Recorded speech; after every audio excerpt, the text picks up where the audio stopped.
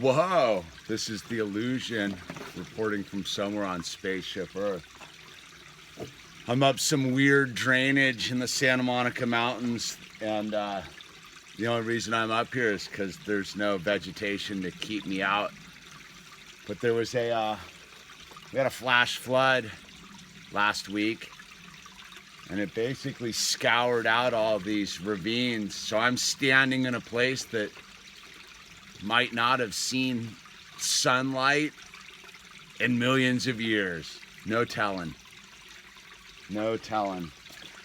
I mean, I'm standing in ripped roots and on bedrock. It's like the perfect metaphor. It's the perfect metaphor for life. You know, you gotta leave the trail and kind of check out some new terrain, both mentally, emotionally, physically. And so here I am. I mean, I suppose if I slipped and hit my head, no one would find me. And I'm perfectly fine with that, in the sense that I need to be somewhere where no one can find me, because I have to find myself. And that's why I come out here. You know, when I left the house a couple hours ago, I just left to leave the house. I didn't know I was going to end up here. And I think here is a perfect metaphor for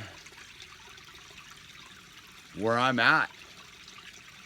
You know, the landscape is charred, but the green vegetation is growing back. The ravines of my mind have been scoured out by torrential downpours of emotions and life-altering truths and realities. You know, it's funny, I got an email the other day, and it was asking me to make a video about what I could share about being a father when a small child's born. And what I would tell you is this, is it's all caveman technology. You know what to do. You intuitively know what to do raising children. And one thing I would suggest is just to be free of substances. You know, that's the one thing that's helped me through every stage of my son's life, is a clear head. And I don't know if that means clear of reality going on. I mean clear like I'm not stoned or drunk or under the influence of any substance. So when I'm with Owl every day of his life, essentially, I'm fully connected to him. And when you're fully connected to your child, none of this gets in the way, man. This is all details out here. It's just my thought about it is just trust your instinct. That's why you need to be sober as a parent, is so you can trust your intuition, so you can trust your instincts, so you can be connected. And connectivity is what it's all about. You know, the rest of life's super confusing. I don't know what it is. I've been reduced to total befuddlement about what's going on. But the one truth is my relationship with my child. Like, that is intergalactic technology. It's time-space technology. It's being anchored to the or continuum of time and space, connectivity to my father and my father before that and his father before that, and connected to my son and whatever offspring he propagates into the future. So here I am. I'm anchored in time and space as a father. But the rest of it, I don't know anymore. You know, I've come to terms with my participation in my own deception. You know, I sit here in this scoured out ravine, and that's it. That is the truth, is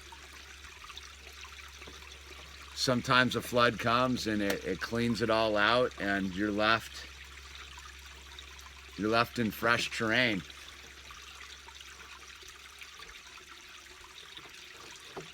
Yeah, it's an interesting reality right now, for sure.